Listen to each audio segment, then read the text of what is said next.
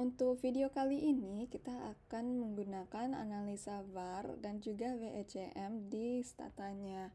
Dan untuk filenya sendiri kita akan pakai data yang sudah ada di stata dengan menggunakan command web use root kepoh 12 atau l2.dta.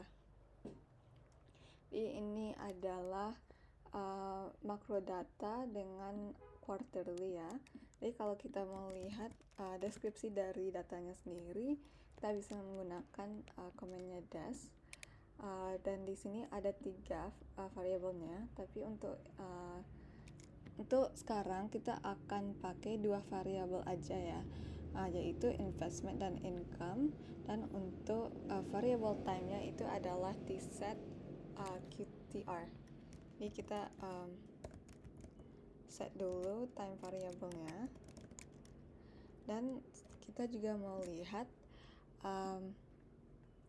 gimana tren untuk kedua variabelnya ini.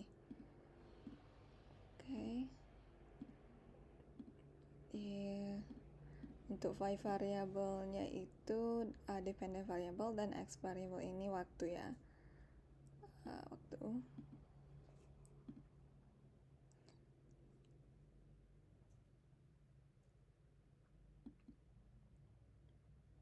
Maaf, ini yang pertama salah bikin ya. Edit, x variabelnya harus quarter. Jadi kalau ini kita lihat keduanya adalah positive trend, tapi untuk trend income-nya sendiri dia hampir exponentially positif ya. Jadi kita bisa hipotesa kalau investment ke pemerintahannya cukup naik tiap tahun, berarti untuk income-nya sendiri akan naik berkali lipat juga. Dan untuk time-nya ada dari tahun 1960 sampai 1985. Jadi ini data yang cukup lama, tapi karena ini cuma example data jadi nggak apa-apa. Jadi kalau sudah lihat trennya, kita harus menentukan apakah variabel kita ini sudah stationer atau belum. Jadi tinggal bikin diffuser untuk ink, dan kita bisa lihat kalau ini perlu differencing ya. Jadi diffuser.ink. Nah, di sini sudah critical atau di bawah 0,05, berarti udah stationer. Jadi kedua adalah investment. Jadi untuk hasilnya itu hampir sama dengan yang income.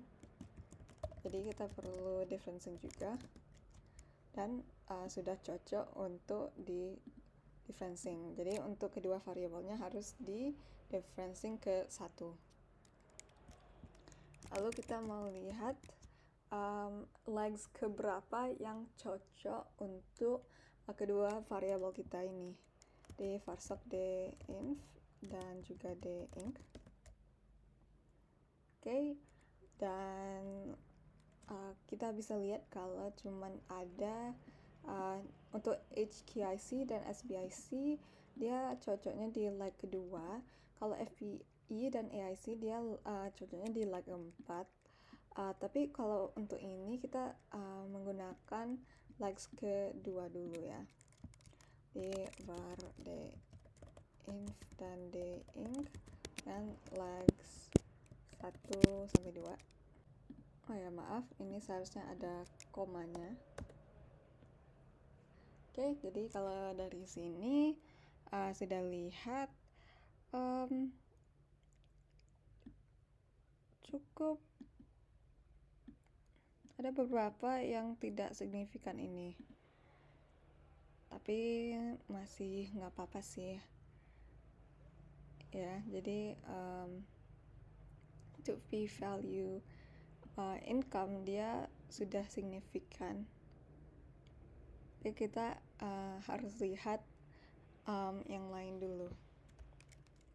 Mana kalau kita mau lihat shock value dari kedua variabel ini, kita bisa pakai var basic dengan bisa menggunakan ini ya.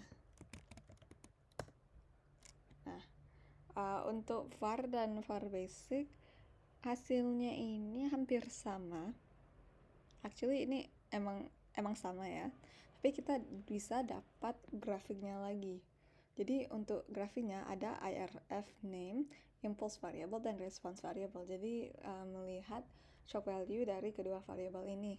Jadi yang bagus untuk datanya itu di data kedua yang di sini, karena shock value-nya hanya sedikit, dia hampir flat gitu.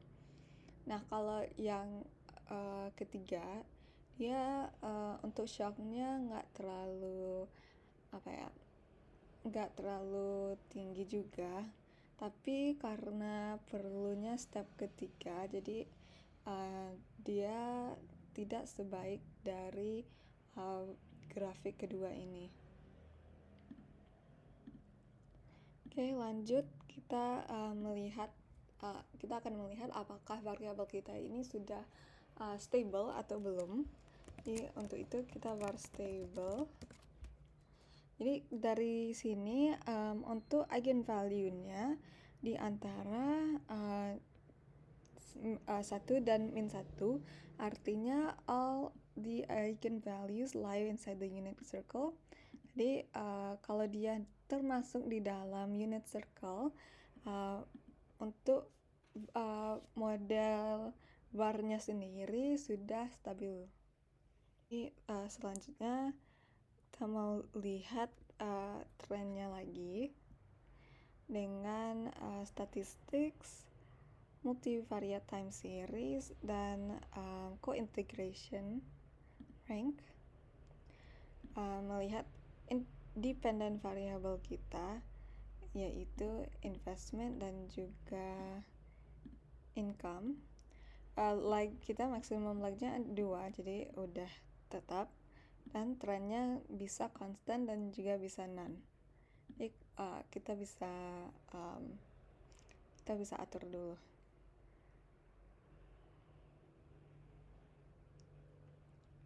Oke, untuk V-crank-nya, untuk tes kointegrasinya, untuk selected rank-nya itu dia pertama ya. Kalau misalnya trennya none,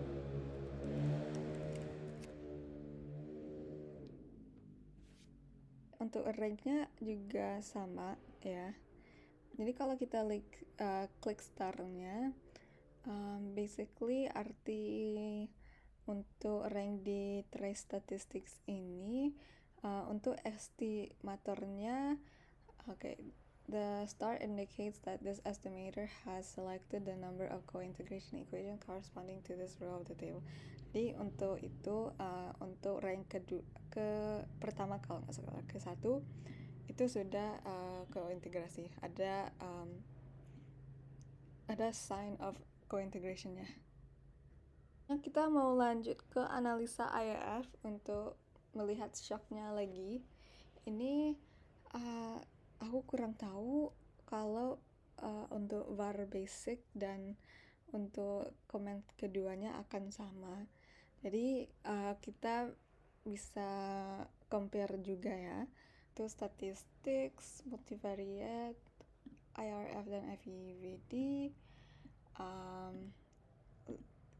Kalau nggak salah, kalau di bawah stata ke-17, dia akan ada opsi untuk obtain, tapi kalau untuk stata 17 dia tampilnya seperti ini. Jadi mungkin untuk fit modelnya kayak gini, tapi kita mau lihat kita mau create new IRF model.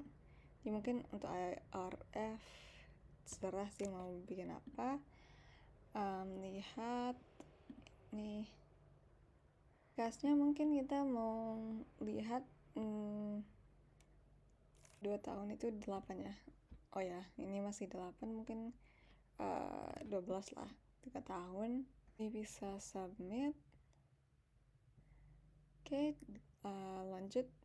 Ini untuk filenya sendiri sudah diupdate ya.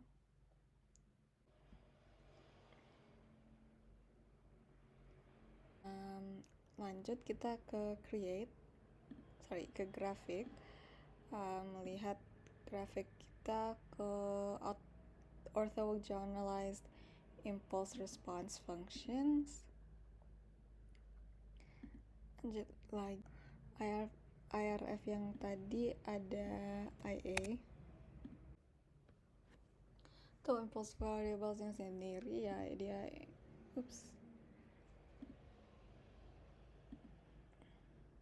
dia income dan ini harus select dulu ya. Oke. Dan income investment, lalu submit. Jadi untuk command-nya ini udah hampir sama kayak sebelumnya. Bedanya adalah ini ada forecasting value. Jadi tadi kita 12 ya. Jadi ini adalah forecasting value untuk analisa shocknya.